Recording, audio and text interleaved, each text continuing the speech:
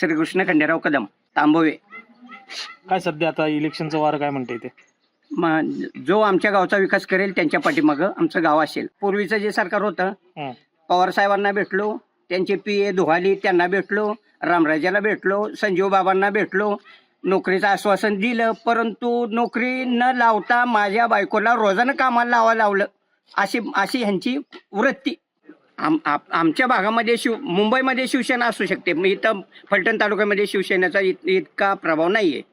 हा, तर आतापर्यंत भाजपनं म्हणजे केंद्र सरकारमध्ये BJP, महाराष्ट्र सरकारमध्ये BJP आणि आमच्या भागात पण मी रणजित दादांना आमच्या गावामध्ये मतदान करताना 400चं लीड दिलं होतं. अच्छा.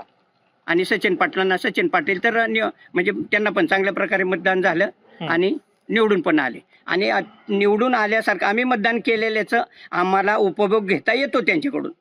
अच्छा, म्हणजे सगळी कामं किंवा सगळे तुमचे जे मागण्या ते पूर्ण होत आहेत? होतात. ह्या पुन्हा रणजित दादा आणि सचिन पाटील झालं, रणजित दादांच्या फॅमिली झालं, त्यांचे भाऊ झाले. आणि ह्या मॅडम ॲडव्होकेट आहेत. मग त्यांना रणजित दादांचं पाटलांचं मार्गदर्शन असल्यानंतर त्या पण आम्हाला उपयोगी पडतील, हे 100% गॅरंटी. अच्छा, म्हणजे नलवडे ताई. नलवडे ताई. अच्छा.